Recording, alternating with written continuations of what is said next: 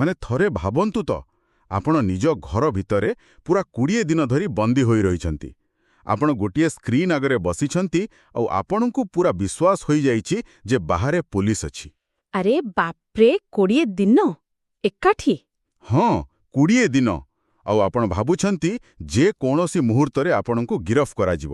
କିନ୍ତୁ ପ୍ରକୃତରେ ଆପଣଙ୍କ ଘର ବାହାରେ କେହି ବି ନାହାନ୍ତି, ମାନେ କୌଣସି ପୋଲିସ ହିଁ ନାହାନ୍ତି। ଏଟା ଶୁଣିବାକୁ ପୁରା ଗୋଟେ ସାଇନ୍ସ ଫିକ୍ସନ ସିନେମା ଭଳିଆ ଲାଗୁଛି। ବିଲକୁଲ। କିନ୍ତୁ ଏହା କୌଣସି ସିନେମାର କାହାଣୀ ନୁହେଁ, ବରଂ ନିକଟରେ ନୋଏଡାରେ ଜଣେ ବ୍ୟକ୍ତିଙ୍କ ସହ ଘଟିଥିବା ଏକ ସତ୍ୟ ଘଟଣା। ଆଜିର ଏହି ଗମ୍ଭୀର ବିଶ୍ଳେଷଣକୁ ସମସ୍ତଙ୍କୁ ସ୍ୱାଗତ। ଆଜି ହେଉଛି 19 ମାର୍ଚ୍ଚ 2026, ଆଉ ଆଜି ଆମେ ଗତ କିଛି ଦିନର ଖବରକାଗଜ ଓ ରିପୋର୍ଟଗୁଡ଼ିକୁ ନେଇ ଆଲୋଚନା କରିବା। ଆଉ ଏଇସବୁ ତଥ୍ୟକୁ ଏକାଠି ଦେଖିଲା ବେଳେ ଜାଣିଛନ୍ତି ତ, ଗୋଟିଏ ଅଦ୍ଭୁତ ବିରୋଧାଭାସ ସାମ୍ନାକୁ ଆସୁଛି। ହଁ, ମାନେ ଗୋଟିଏ ପଟେ ଆମର ବଡ଼ ବଡ଼ ସରକାରୀ ଆଉ ସାମାଜିକ ବ୍ୟବସ୍ଥାଗୁଡ଼ିକ ପୁରା ଭୁଷୁଡ଼ି ପଡ଼ୁଛି। ଅନ୍ୟପଟେ ସାଧାରଣ ଯୁବବର୍ଗ ନିଜ ଉଦ୍ୟମରେ ନୂଆ ନୂଆ ସମାଧାନର ବାଟ ବାହାର କରୁଛନ୍ତି। ପ୍ରକୃତରେ ଏହି ତଥ୍ୟଗୁଡ଼ିକୁ ଯଦି ଆମେ ଭଲ ଭାବେ ଅନୁଧ୍ୟାନ କରିବା, ଏହା କେବଳ କିଛି ଖବର ନୁହେଁ, ଏହା ଆମ ସମୟର ଏକ ସ୍ପଷ୍ଟ ଚିତ୍ର ଦେଉଛି, ମାନେ ଢାଞ୍ଚାଗତ ବିଫଳତା ବିଷୟରେ। ଏକଦମ ଠିକ୍ କହିଲେ।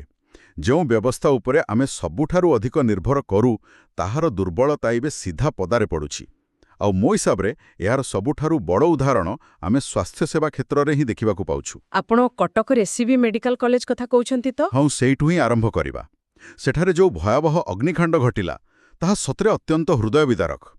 ଆମ ପାଖରେ ଥିବା ରିପୋର୍ଟ ଅନୁଯାୟୀ ଏହି ଘଟଣାରେ ପୁରା 12 ଜଣଙ୍କର ପ୍ରାଣହାନି ଘଟିଛି। ଓହୋ, ଏତେ ଲୋକ ଜୀବନ ହରାଇଲେ? ହଁ, ଆଉ କେବଳ ସେତିକି ନୁହେଁ, ଆହୁରି 7 ଜଣଙ୍କର ଅବସ୍ଥା ଏବେ ବି ସଙ୍କଟାପନ୍ନ ଅଛି।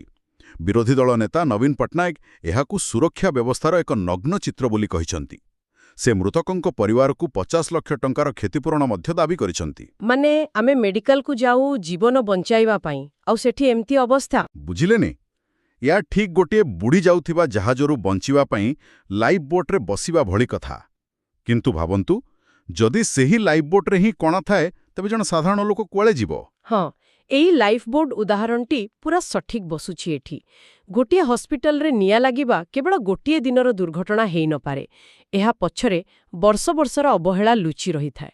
ଯେମିତିକି ଫାୟାର ସେଫ୍ଟି ଅଡିଟ୍ ନ ହେବା କଥା। ହଁ, ସେଇଟା। ଆଉ ତା ସହ ଜରୁରୀକାଳୀନ ବାହାରିବା ରାସ୍ତା ବା ଏକ୍ଜିଟ୍‌ଗୁଡ଼ିକରେ ବେକାର ଜିନିଷପତ୍ର ଜମା କରି ରଖିବା, ନିୟମିତ ମକ୍ ଡ୍ରିଲ୍‌ର ଅଭାବ, ଏସବୁ ହେଉଛି ବ୍ୟବସ୍ଥାଗତ ତ୍ରୁଟିର ଗୋଟେ ଗୋଟେ ବଡ଼ ଲକ୍ଷଣ। ମାନେ ଯେତେବେଳେ ପ୍ରଶାସନିକ ସ୍ତରରେ ଜବାବଦେହିତାର ଅଭାବ ରହେ, କୋଠା ଯେତେ ବଡ଼ ହେଲେ ବି ଭିତରୁ ଖୋକଲା ହୋଇଯାଏ। ବିଲକୁଲ। ଆଉ ଯଦି ଆମେ ଏହାକୁ ଏକ ବ୍ୟାପକ ସ୍ତରରେ ଦେଖିବା, ତେବେ କେବଳ ଆମ ରାଜ୍ୟରେ ନୁହେଁ, ସାରା ବିଶ୍ୱରେ ମଧ୍ୟ ଡାକ୍ତରଖାନା ଭଳି ସୁରକ୍ଷିତ ସ୍ଥାନଗୁଡ଼ିକର ପରିଭାଷା ଏବେ ବଦଳିବାରେ ଲାଗିଛି। କେମିତି? ଅନ୍ୟ ଜାଗାରେ ବି ଏମିତି ନିଆଁ ଲାଗୁଛି କି? ସେଠାରେ ଏକ ଡାକ୍ତରଖାନା ଉପରେ ପାକିସ୍ତାନର ଆକ୍ରମଣ ଯୋଗୁଁ ପ୍ରାୟ 40,000 ଲୋକ ନିହତ ହୋଇଛନ୍ତି ଆଉ 250 ଆହତ ହୋଇଛନ୍ତି। ଆଚ୍ଛା, ମୁଁ ଏଠି ଟିକେ ଆପଣଙ୍କୁ ରୋକିବାକୁ ଚାହିଁବି। କଟକରେ ଘଟିଥିବା ଘଟଣା ହେଉଛି ଆମ ନିଜ ଭିତ୍ତିଭୂମିର ଅବହେଳା କିମ୍ବା ରକ୍ଷଣାବେକ୍ଷଣର ଅଭାବ। ହଁ, ସେଇଟା ଠିକ୍। କିନ୍ତୁ ଆଫଗାନିସ୍ତାନ ଘଟଣାଟି ତ ଏକ ଅନ୍ତର୍ଜାତୀୟ ହିଂସା କିମ୍ବା ଯୁଦ୍ଧ ପରିସ୍ଥିତିର ଅଂଶ ନା। ମାନେ ଗୋଟିଏ ସ୍ଥାନରେ ନିଜ ଦେଶର ବ୍ୟବସ୍ଥା ଦାୟୀ ଥିବାବେଳେ ଅନ୍ୟ ସ୍ଥାନରେ ଶତ୍ରୁ ରାଷ୍ଟ୍ରର ମିସାଇଲ ପଡ଼ୁଛି। ମୁଁ ବୁଝୁଛି ଆପଣଙ୍କ କଥା। ତେବେ ଏଇ ଦୁଇଟା ଘଟଣାକୁ ଆମେ ଗୋଟିଏ ଢାଞ୍ଚାରେ କେମିତି ରଖିପାରିବା? ଏହା କ'ଣ ସତରେ ତୁଳନାତ୍ମକ ଦୃଷ୍ଟିରୁ ଠିକ୍ ହେବ? ଦେଖନ୍ତୁ, ଏଇ ଦୁଇଟି ଘଟଣାର ମୂଳ କାରଣ ନିଶ୍ଚିତ ଭାବେ ଅଲଗା ଅଟେ। ଗୋଟିଏ ସ୍ଥାନରେ ପ୍ରଶାସନିକ ଖାମଖିଆଲି ମନୋଭାବ ରହିଛି, ଆଉ ଅନ୍ୟ ସ୍ଥାନରେ ଭୂ-ରାଜନୈତିକ ହିଂସା କାମ କରୁଛି। ହଁ, ସେଇଆ ତ ମୁଁ ବି ଭାବୁଥିଲି। କିନ୍ତୁ ଆମେ ଏହାକୁ ସେଫ୍ ଜୋନ୍ ବା ସୁରକ୍ଷିତ ଆଶ୍ରୟସ୍ଥଳୀର ଅବକ୍ଷ ଦୃଷ୍ଟିରୁ ନିଶ୍ଚୟ ବିଶ୍ଳେଷଣ କରିପାରିବା। ଆପଣ ଜାଣିଛନ୍ତି ତ, ଆନ୍ତର୍ଜାତୀୟ ଯୁଦ୍ଧ ନିୟମ ଅନୁଯାୟୀ ମଧ୍ୟ ଡାକ୍ତରଖାନାକୁ ଏକ ପବିତ୍ର ଓ ନିରପେକ୍ଷ ସ୍ଥାନ ବୋଲି ମାନି ନିଆଯାଏ। ହଁ, ଡାକ୍ତରଖାନା ଉପରେ ତ ଆକ୍ରମଣ କରିବା ବେଆଇନ। ଏକଦମ। କିନ୍ତୁ ଏବେ ସେହି ନିୟମକୁ ଖୋଲାଖୋଲି ଉଲ୍ଲଙ୍ଘନ କରାଯାଉଛି।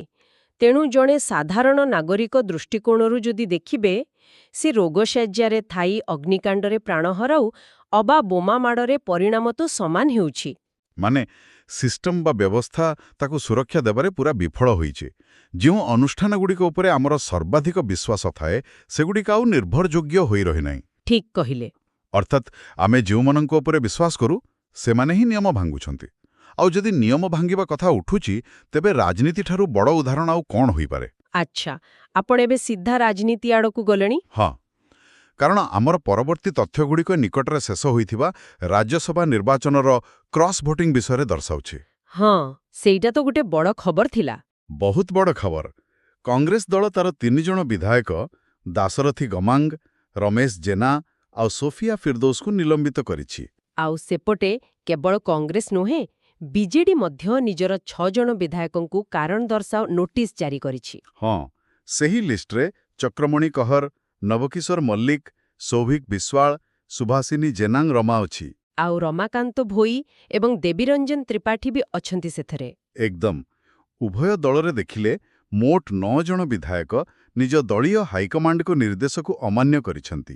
ମାନେ କ୍ରସ୍ ଭୋଟିଂର ଅର୍ଥ ହେଉଛି ଯେତେବେଳେ ଦଳ ପକ୍ଷରୁ ହ୍ୱିପ୍ ବା କଠୋର ନିର୍ଦ୍ଦେଶ ଜାରି ହୋଇଥାଏ ଯେ ସମସ୍ତ ବିଧାୟକ ନିଜ ଦଳର ପ୍ରାର୍ଥୀଙ୍କୁ ହିଁ ଭୋଟ ଦେବେ, କିନ୍ତୁ ଏହି କିଛି ବିଧାୟକ ଗୋପନରେ ଯାଇ ଅନ୍ୟ ଦଳର ପ୍ରାର୍ଥୀଙ୍କ ସପକ୍ଷରେ ମତଦାନ କରନ୍ତି। ଯାହାକି ଗୋଟେ ପ୍ରକାର ବିଶୃଙ୍ଖଳା। ଏହା ସିଧାସଳଖ ଦଳୀୟ ଶୃଙ୍ଖଳାର ଉଲ୍ଲଂଘନ ଆଉ ଏକ ପ୍ରକାରର ରାଜନୀତିକ ବିଶ୍ୱାସଘାତକତା। କିନ୍ତୁ ଏଠାରେ ମୋର ଗୋଟେ ଭିନ୍ନ ମତ ଅଛି। ଟିକେ ଚିନ୍ତା କରନ୍ତୁ, ଆମେ ଏହାକୁ ବିଶ୍ୱାସଘାତକତା କିମ୍ବା ବିଶୃଙ୍ଖଳା ବୋଲି କାହିଁକି କହିବା? କାହିଁକି? ମାନେ ଦଳର ନିୟମ ଭାଙ୍ଗିଲେ ତ? ହଁ, କିନ୍ତୁ ଗଣତନ୍ତ୍ରର ମୂଳ ଅର୍ଥ ତ ଏହା ହିଁ ନା ଯେ ପ୍ରତ୍ୟେକ ପ୍ରତିନିଧି ନିଜ ବିବେକ ଅନୁସାରେ ଭୋଟ ଦେବେ।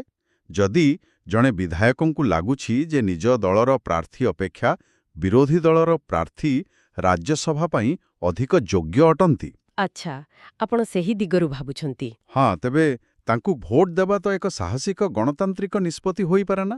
ସମସ୍ତେ କ'ଣ ସବୁବେଳେ ଦଳୀୟ ହାଇକମାଣ୍ଡଙ୍କ ହାତବାରିସି ହୋଇ ରହିବେ କି? ଆପଣ ଯାହା କହୁଛନ୍ତି ତାହା ଏକ ଆଦର୍ଶବାଦୀ ଗଣତନ୍ତ୍ରର ଚିତ୍ର ଅଟେ, ଯେଉଁଠି ବିବେକ ହିଁ ସର୍ବୋପରି। କିନ୍ତୁ ବାସ୍ତବବାଦୀ ରାଜନୀତିରେ ଏହାର ପୃଷ୍ଠଭୂମି ସମ୍ପୂର୍ଣ୍ଣ ଭିନ୍ନ। ମାନେ ରିଆଲିଟି ଅଲଗା ଅଟେ। ହଁ, ବାସ୍ତବରେ ଦଳବଦଳ ନିରୋଧୀ ଆଇନ, ଯାହାକୁ ଆଣ୍ଟି ଡିଫେକ୍ସନ୍ ଲ କୁହାଯାଏ, ଏବଂ ଦଳୀୟ ହ୍ୱିପ୍ ରକ୍ଷା କରାଯାଇଛି ସରକାରୀ ବ୍ୟବସ୍ଥାରେ ସ୍ଥିରତା ଆଣିବା ପାଇଁ। ଯେତେବେଳେ ଏକା ସାଙ୍ଗରେ ଏତେ ସଂଖ୍ୟକ ବିଧାୟକ କ୍ରସ୍ ଭୋଟିଂ କରନ୍ତି, ତାହା ପ୍ରାୟତଃ ବିବେକର ସ୍ୱର ହୋଇନଥାଏ। ତେବେ ତାହା କ'ଣ ସ୍ୱାର୍ଥ? ହଁ, ତାହା ସ୍ଥାନୀୟ କ୍ଷମତା ସାମୀକରଣ କିମ୍ବା ଭବିଷ୍ୟତର ରାଜନୈତିକ ସୁରକ୍ଷା ପାଇଁ କରାଯାଇଥିବା ଏକ ରଣନୀତି ହୋଇଥାଏ। 2026ର ରାଜନୈତିକ ପ୍ରେକ୍ଷାପଟରେ ଏହା ସୂଚାଉଛି ଯେ ପାରମ୍ପରିକ ନିୟନ୍ତ୍ରଣ ବର୍ତ୍ତମାନ କମିଯାଉଛି। ଓହୋ, ମାନେ ଦଳର କଣ୍ଟ୍ରୋଲ ଆଉ ନାହିଁ। ଏକ୍ଜାକ୍ଟଲି। ନେତାମାନେ ବର୍ତ୍ତମାନ ନିଜ ଦଳର ସାମୂହିକ ଲକ୍ଷ୍ୟ ଅପେକ୍ଷା ନିଜସ୍ୱ ବଞ୍ଚିବାର ବାଟ ବା ସର୍ଭାଇଭାଲ୍ ଷ୍ଟ୍ରାଟେଜିକୁ ଅଧିକ ଗୁରୁତ୍ୱ ଦେଉଛନ୍ତି। ଏହାର ଅର୍ଥ ହେଉଛି ସିଷ୍ଟମର ତଳ ସ୍ତରରେ ଯୋଗାଯୋଗ ଏକଦମ ବିଚ୍ଛିନ୍ନ ହୋଇଯାଇଛି। ଏହା ପ୍ରକୃତରେ ଗୋଟେ ଚିନ୍ତାର ବିଷୟ। ମାନେ ଯେତେବେଳେ ଆଇନ ପ୍ରଣୟନ କରୁଥିବା ଲୋକମାନେ ହିଁ ନିଜେ ନିୟମ ସହିତ ଲୁଚକାଳି ଖେଳୁଛନ୍ତି, ସେତେବେଳେ ସାଧାରଣ ଜନତା କାହିଁକି ନିୟମ ମାନିବେ?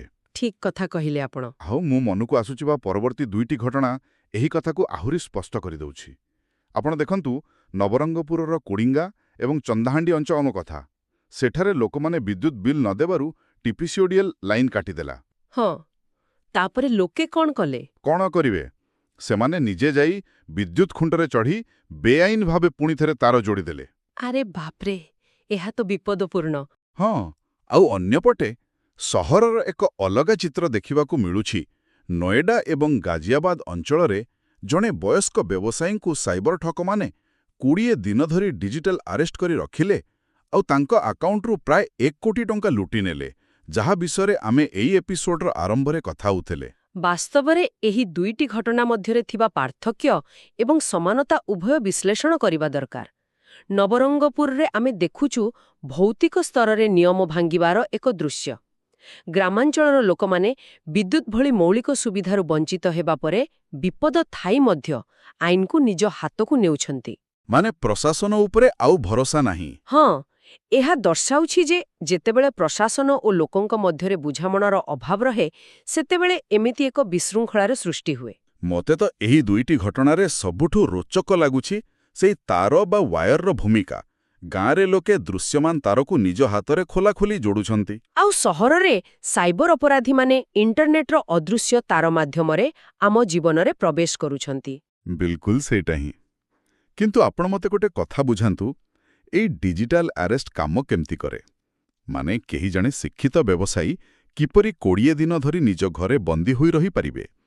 ତାହା ପୁଣି ବିନା କୌଣସି ଅସ୍ତ୍ରଶସ୍ତ୍ରରେ? ଏହା ପଛର ମେକାନିଜମଟା କ'ଣ? ଜାଣିଛନ୍ତି ତ, ଏହା ସମ୍ପୂର୍ଣ୍ଣ ରୂପେ ଏକ ମାନସିକ ଖେଳ ବା ସାଇକୋଲୋଜିକାଲ ମ୍ୟାନିପୁଲେସନ୍। ଠକମାନେ ପ୍ରଥମେ ଆପଣଙ୍କୁ ଫୋନ୍ କରି କହିବେ ଯେ ଆପଣଙ୍କ ନାମରେ ଏକ ଆଧାର କାର୍ଡ ବା ପାର୍ସଲ ଜବତ ହୋଇଛି, ଯେଉଁଥିରେ ନିଶାଦ୍ରବ୍ୟ ଅଛି। ଆଚ୍ଛା, ଏମିତି ଡରାନ୍ତି?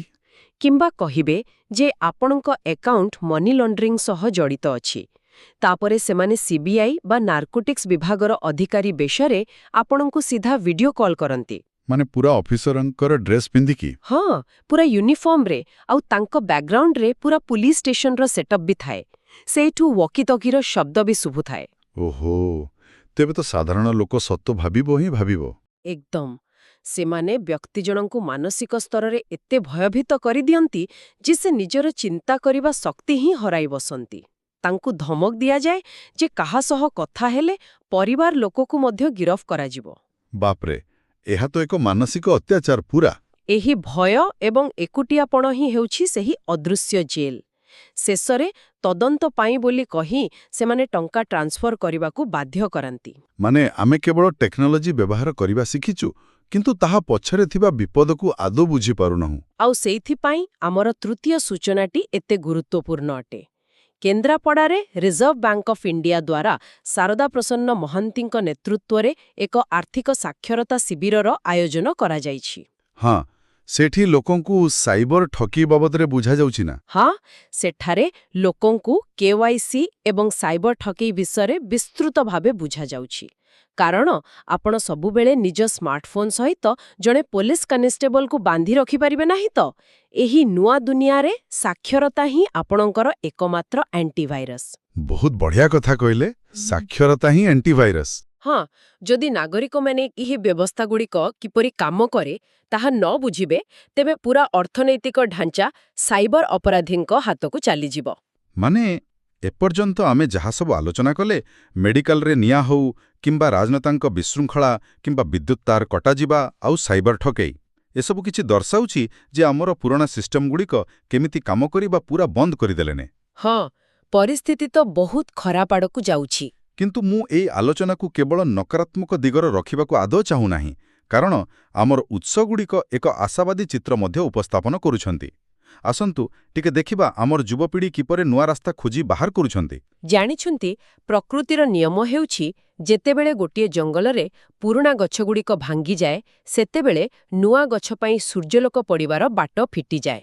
ଆଉ ଏଠାରେ ମଧ୍ୟ ଠିକ୍ ସେୟା ହିଁ ଘଟୁଛି। ଯେମିତିକି ଫରିଦାବାଦରେ ଏକ ଇନଷ୍ଟିଚ୍ୟୁଟ୍ରେ ଆୟୋଜିତ ହୋଇଥିବା ସ୍ମାର୍ଟ ଇଣ୍ଡିଆ ହ୍ୟାକାଥନ୍ 2026ର କଥା ଚିନ୍ତା କରନ୍ତୁ। ଏଥିରେ 200ରୁ ଅଧିକ ଦଳ 36 ଘଣ୍ଟା ଧରି କ୍ରମାଗତ ଭାବରେ ବସି ଜଟିଳ ସମସ୍ୟାର ସମାଧାନ ବାହାର କରୁଛନ୍ତି। ଆଉ ସବୁଠୁ ବଡ଼ କଥା ହେଲା, ସେହି ସ୍ଥାନରେ 75ରୁ ଅଧିକ କମ୍ପାନୀ ଏକ ମେଗା ଜବ୍ ଫେୟାର ମାଧ୍ୟମରେ ସେମାନଙ୍କୁ ଚାକିରି ମଧ୍ୟ ଦେଇଛନ୍ତି। ସତରେ ଏହା ଏକ ବହୁତ ବଡ଼ ସଫଳତା। ଆଉ କେବଳ ଟେକ୍ନୋଲୋଜି ନୁହେଁ, ଖେଳ ପଡ଼ିଆରୁ ମଧ୍ୟ ଆମ ପାଇଁ ଖୁସି ଖବର ଆସିଛି। ଆଚ୍ଛା, ଖେଳ ପଡ଼ିଆରୁ କି ଖବର? ବ୍ୟାଙ୍କକ୍ଠାରେ ଅନୁଷ୍ଠିତ ଏସିଆନ୍ ପିକଲବଲ୍ ଓପେନ୍ 2026ରେ ଭାରତୀୟ ଖେଳାଳିମାନେ ଚମତ୍କାର ପ୍ରଦର୍ଶନ କରିଛନ୍ତି। ମହିଳା ଡବଲ୍ସରେ ଅଲାଇକା ଏବଂ ଅଗ୍ନିମିତ୍ରା ସ୍ୱର୍ଣ୍ଣ ପଦକ ଜିତିଛନ୍ତି। ୱାଃ, ଏହା ତ ଗର୍ବର ବିଷୟ। ଆଉ ପୁରୁଷ ସିଙ୍ଗଲ୍ସରେ ବନ୍ସିକ୍ ଏବଂ ମୟୂର ମଧ୍ୟ ସ୍ୱର୍ଣ୍ଣ ହାସଲ କରିଛନ୍ତି। ପିକଲବଲ୍, ଯାହାକି ଟେନିସ୍, ବ୍ୟାଡମିଣ୍ଟନ ଏବଂ ଟେବିଲ୍ ଟେନିସ୍ର ଏକ ଆଧୁନିକ ମିଶ୍ରଣ ଅଟେ, ସେଥିରେ ଆମ ଯୁବପିଢ଼ି ବିଶ୍ୱସ୍ତରରେ ନିଜର ଦବଦବା ଦେଖାଉଛନ୍ତି। ଆଉ ଏହା ସହିତ ସମାଜ ସେବା କ୍ଷେତ୍ରରେ ମଧ୍ୟ ଆମ ପାଖରେ ଏକ ବଡ଼ ଖବର ରହିଛି। ରିଲାଏନ୍ସ ଫାଉଣ୍ଡେସନର ଅଧ୍ୟକ୍ଷା ନୀତା ଅମ୍ବାନୀଙ୍କୁ ହ୍ୟୁମାନିଟାରିଆନ୍ ପୁରସ୍କାର ମିଳିଛି। ସେ ପାଖାପାଖି 40,000 ଆଦିବାସୀ ଛାତ୍ରଛାତ୍ରୀଙ୍କୁ ଶିକ୍ଷା ଓ ବିକାଶ ମାଧ୍ୟମରେ ସଶକ୍ତ କରିବା ପାଇଁ ପଦକ୍ଷେପ ନେଇଛନ୍ତି। ଏଠାରେ ମୋ ମନରେ ଗୋଟିଏ ବଡ଼ ପ୍ରଶ୍ନ ଉଠୁଛି ଆଜ୍ଞା। ହଁ, ପଚାରନ୍ତୁ, କି ପ୍ରଶ୍ନ? ବଡ଼ ନେତା ଯେଉଁମାନଙ୍କ ପାଖରେ କ୍ଷମତା ଅଛି, ସେମାନେ ଦଳୀୟ କନ୍ଦଳରେ ଛନ୍ଦି ହୋଇପଡ଼ୁଛନ୍ତି। ପ୍ରଶାସନିକ ଅଧିକାରୀମାନେ ବର୍ଷ ବର୍ଷ ଧରି ହସ୍ପିଟାଲର ନିଆଁ ଲିଭାଇବା ପାଇଁ ଗୋଟେ ଫାୟାର ସେଫ୍ଟି ନିୟମ ଲାଗୁ କରିପାରୁନାହାନ୍ତି। ହଁ ସେଇଟା ତ ଆମେ ଆଲୋଚନା କଲେ ଆଗରୁ। ଅଥଚ ଆମର ଏହି କଲେଜ ପିଲାମାନେ ମାତ୍ର 36 ଘଣ୍ଟା ଭିତରେ ବଡ଼ ବଡ଼ କମ୍ପାନୀର ଟେକ୍ନୋଲୋଜି ସମସ୍ୟାର ଉତ୍ତର କୋଡିଂ ମାଧ୍ୟମରେ ସହଜରେ ବାହାର କରିଦେଉଛନ୍ତି। ଏହା କେମିତି ସମ୍ଭବ ହେଉଛି? ସରକାରୀ ଫାଇଲ ତୁଳନାରେ ଏହି ହ୍ୟାକାଥନ୍ର ପ୍ରକ୍ରିୟା କାହିଁକି ଏତେ ଦ୍ରୁତ ଆଉ ଏତେ ସଫଳ? ମାନେ ଏହାର ମୁଖ୍ୟ କାରଣ ହେଉଛି ଲକ୍ଷ୍ୟର ସ୍ପଷ୍ଟତା ଏବଂ ପ୍ରକ୍ରିୟାର ସ୍ୱଚ୍ଛତା। ହ୍ୟାକାଥନ୍ରେ କୌଣସି ନାଲି ଫିତା ସାହି ବା ରେଡ୍ ଟେପିଜିମ୍ ନଥାଏ। ଆଚ୍ଛା, ମାନେ ସେଠି ସିଧା କାମ ହୁଏ। ହଁ, ସେଠାରେ ନିଷ୍ପତ୍ତି ନେବା ପାଇଁ କୌଣସି ଫାଇଲ 10ଟା ଟେବୁଲ ବୁଲେ ନାହିଁ କିମ୍ବା କୌଣସି ଦଳୀୟ ହ୍ୱିପ୍ ବା ଚାପ ନଥାଏ। ସେମାନଙ୍କର ଲକ୍ଷ୍ୟ ଥାଏ ସମସ୍ୟା ଉପରେ ଏବଂ ଉଦ୍ଦେଶ୍ୟ ଥାଏ କେବଳ ସମାଧାନ ଖୋଜିବାରେ। ସତରେ ଏହା ଏକ ବହୁତ ସୁନ୍ଦର ଚିନ୍ତାଧାରା। ଠିକ୍ ସେହିପରି ଖେଳ ପଡ଼ିଆରେ ଆପଣ ଦେଖନ୍ତୁ, ପିକଲବଲ୍ କୋର୍ଟରେ କୌଣସି ରାଜନୈତିକ ସୁପାରିଶ କାମ ଦିଏ ନାହିଁ। ସେଠାରେ କେବଳ ଆପଣଙ୍କର ରିଫ୍ଲେକ୍ସ ଏବଂ ପ୍ରତିଭା ହିଁ କଥା କୁହେ। ଆମ ଉତ୍ସରେ ଆଉ ଗୋଟିଏ କଥା ଉଲ୍ଲେଖ ଅଛି ଯାହା ମୁଁ କହିବାକୁ ଚାହିଁବି। ହଁ, ନିଶ୍ଚୟ କୁହନ୍ତୁ। 17 ମାର୍ଚ୍ଚରେ ପାଳନ କରାଯାଇଥିବା ବିଶ୍ୱ ସାମାଜିକ କର୍ମ ଦିବସ ବା ୱାର୍ଲଡ ସୋଶାଲ ୱାର୍କ ଡେ କଥା। ଏହି ବର୍ଷର ଥିମ୍ ଥିଲା ରୂପାନ୍ତରଣ ପାଇଁ ମିଳିତ ଭବିଷ୍ୟତ। ନେତା ଅମ୍ବାନୀଙ୍କ ଦ୍ୱାରା ହେଉଥିବା ଆଦିବାସୀ ପିଲାଙ୍କ ବିକାଶ କାର୍ଯ୍ୟ ହେଉ କିମ୍ବା ଯୁବପିଢ଼ିଙ୍କ ଉଦ୍ଭାବନ, ଏସବୁ ସେହି ମିଳିତ ଭବିଷ୍ୟତର ହିଁ ଗୋଟେ ଗୋଟେ ଉଦାହରଣ ଅଟେ। ମାନେ ଯେତେବେଳେ ସରକାରୀ ଢାଞ୍ଚା ସମାଧାନ ଦେଇପାରେ ନାହିଁ, ସେତେବେଳେ ସମାଜ ନିଜ ଭିତରୁ ହିଁ ତାର ସମାଧାନ ଖୋଜି ବାହାର କରିନିଏ। ଏକଦମ ସଠିକ୍ ବୁଝିଲେ। ଅର୍ଥାତ୍ ବ୍ୟବସ୍ଥା ଯେତେ ଦୁର୍ବଳ ହେଉଛି, ବ୍ୟକ୍ତିବିଶେଷ ସେତେ ଅଧିକ ଶକ୍ତିଶାଳୀ ହୋଇ ଉଠୁଛନ୍ତି। ତେବେ ଆମେ ଆଜିର ଏହି ଗଭୀର ବିଶ୍ଳେଷଣର ଶେଷ ପର୍ଯ୍ୟାୟରେ ପହଞ୍ଚିଗଲେଣି। ଆସନ୍ତୁ ଆଜିର ପୁରା ଯାତ୍ରାକୁ ଥରେ ସଂକ୍ଷେପରେ ଦେଖିନେବା। ହଁ, ସାରାଂଶଟା ଜାଣିବା ନିହାତି ଦରକାର। ଆମେ ଆଜି ଜାଣିଲୁ ଯେ ବର୍ତ୍ତମାନ ସମୟରେ ପୁରୁଣା ଭିତ୍ତିଭୂମି ଓ ରାଜନୀତିକ ବ୍ୟବସ୍ଥାଗୁଡ଼ିକ ଉପରେ ଆଖି ବୁଜି ଭରସା କରିବା ବହୁତ ବିପଦପୂର୍ଣ୍ଣ ହୋଇପାରେ। ହସ୍ପିଟାଲ ଭଳି ସୁରକ୍ଷିତ ସ୍ଥାନରୁ ନେଇ ନିଜ ଘରର ଚାରିକାନ୍ଥ ପର୍ଯ୍ୟନ୍ତ ସବୁଠି ବିପଦ ଲୁଚି ରହିଛି। ତା ଅଗ୍ନିକାଣ୍ଡ ହେଉ ବା ଅଦୃଶ୍ୟ ସାଇବର ଅପରାଧୀଙ୍କର ଡିଜିଟାଲ ଆରେଷ୍ଟ ହେଉ। କିନ୍ତୁ ଏହାର ଅର୍ଥ ଆଦୌ ନୁହେଁ ଯେ ଆମେ ନିରାଶ ହୋଇ ବସିଯିବା। ଆର୍ବିଆଇର ସାକ୍ଷରତା ଅଭିଯାନ ହେଉ ବା ଯୁବପିଢ଼ିଙ୍କର ଟେକ୍ନୋଲୋଜିରେ ଦକ୍ଷତା। ହଁ, ଆଉ କ୍ରୀଡ଼ା କ୍ଷେତ୍ରରେ ନୂତନ କୀର୍ତ୍ତିମାନ ମଧ୍ୟ ଆମକୁ ଦେଖାଉଛି ଯେ ସାକ୍ଷରତା ଏବଂ ଉଦ୍ଭାବନ ମାଧ୍ୟମରେ ଆମେ ଏହି ଭୁଷୁଡ଼ି ପଡ଼ୁଥିବା ବ୍ୟବସ୍ଥାକୁ ନିଶ୍ଚୟ ଅତିକ୍ରମ କରିପାରିବା। ଆମକୁ ଆମ ନିଜ ଜୀବନର ସୁରକ୍ଷା ପାଇଁ ଅଧିକ ସଚେତନ ଓ ସାକ୍ଷର ହେବାକୁ ହିଁ ପଡ଼ିବ। ଆପଣ ଏକଦମ ସଠିକ୍ କଥା କହିଲେ।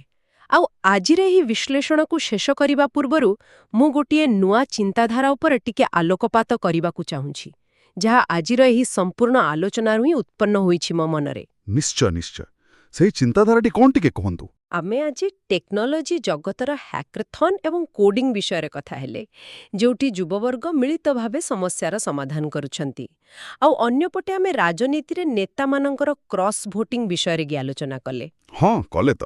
ତେବେ ଟିକେ କଳ୍ପନା କରନ୍ତୁ, ଯଦି ଆମେ ଏହି ଦୁଇଟିକୁ ଏକାଠି ଯୋଡ଼ିଦେବା, ମାନେ ଯଦି ଆମ ଗଣତନ୍ତ୍ର ଆଉ ଆଇନ ପ୍ରଣୟନ ବ୍ୟବସ୍ଥାକୁ ଆମେ ସଫ୍ଟୱେର୍ ଇଣ୍ଡଷ୍ଟ୍ରିର ଓପନ୍ ସୋର୍ସ ମଡେଲ ପରି କରିଦେବା, ତେବେ କେମିତି ହୁଅନ୍ତା? ଓହୋ, ଓପନ୍ ସୋର୍ସ ଗଣତନ୍ତ୍ର।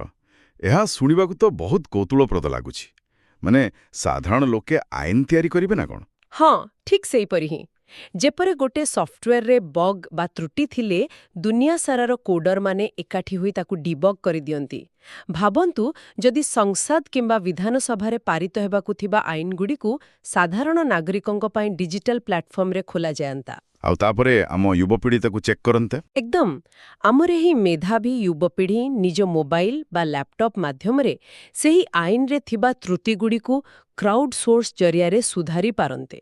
ନେତାମାନଙ୍କର ବନ୍ଦ କୋଠରୀର ନିଷ୍ପତ୍ତି ପରିବର୍ତ୍ତେ ଯଦି ସମଗ୍ର ସମାଜ ଗୋଟିଏ ବିଶାଳ ହ୍ୟାକାଥନ୍ ମାଧ୍ୟମରେ ଦେଶର ନୀତି ନିର୍ଦ୍ଧାରଣ କରନ୍ତା, ତେବେ ବହୁଧରେ ଆମକୁ କ୍ରସ୍ ଭୋଟିଂ କିମ୍ବା ଭ୍ରଷ୍ଟାଚାରର ଭୟ ରହନ୍ତା ନାହିଁ। ଆମେ ଆମର ରାଜନୈତିକ ବ୍ୟବସ୍ଥାକୁ ପ୍ରକୃତରେ ରିକୋଡ୍ କରିପାରନ୍ତେ। ୱାଓ, ଆମ ଆଇନ ବ୍ୟବସ୍ଥାକୁ ଡିବଗ୍ କରିବା, ଗୋଟିଏ ପୁରୁଣା ଆଉ ଭାଇରସ୍ ଭରା ଆଇନଗତ ଢାଞ୍ଚାକୁ ଜନସାଧାରଣଙ୍କ ଦ୍ୱାରା ଅପଡେଟ୍ କରିବା ଏବଂ ଓପନ୍ ସୋର୍ସ ଡେମୋକ୍ରେସି ଆଡ଼କୁ ଆଗେଇବା, ଏହା ସତରେ ଏକ ଅତ୍ୟନ୍ତ ଶକ୍ତିଶାଳୀ ଏବଂ ବିପ୍ଳବାତ୍ମକ ଚିନ୍ତାଧାରା। ହଁ, ମୋତେ ବି ଲାଗୁଛି ଏହା ଭବିଷ୍ୟତର ରାସ୍ତା ହୋଇପାରେ। ଆମ ପାଖରେ ଯେତେବେଳେ ଏତେ ସମ୍ଭାବନାମୟ ଯୁବପିଢ଼ି ଅଛନ୍ତି, ଏହି ସ୍ୱପ୍ନ ବୋଧହୁଏ ଦିନେ ନା ଦିନେ ବାସ୍ତବତାର ରୂପ ନିଶ୍ଚୟ ନେଇପାରେ। ଏହି ଗଭୀର ଏବଂ ନୂତନ ଚିନ୍ତାଧାରା ସହିତ ଆମେ ଆଜିର ଏହି ଆଲୋଚନାକୁ ଏଠାରେ ବିରାମ ଦେଉଛୁ। ସମସ୍ତ ବିଷୟବସ୍ତୁ ଉପରେ ଏତେ ସୁନ୍ଦର ଆଉ ତଥ୍ୟପୂର୍ଣ୍ଣ ବିଶ୍ଳେଷଣ ପାଇଁ ବହୁତ ବହୁତ ଧନ୍ୟବାଦ।